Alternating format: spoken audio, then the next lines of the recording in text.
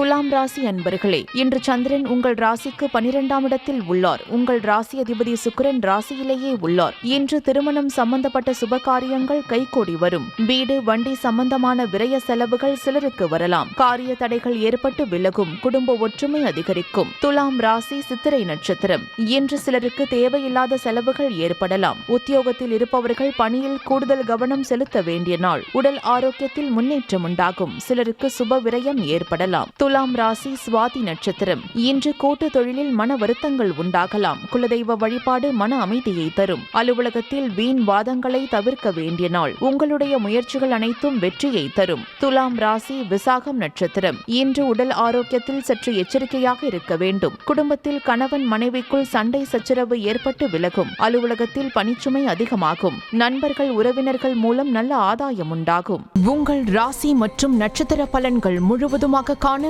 டிஸ்கிரிப்ஷனில் உள்ள லிங்கை கிளிக் செய்யவும்.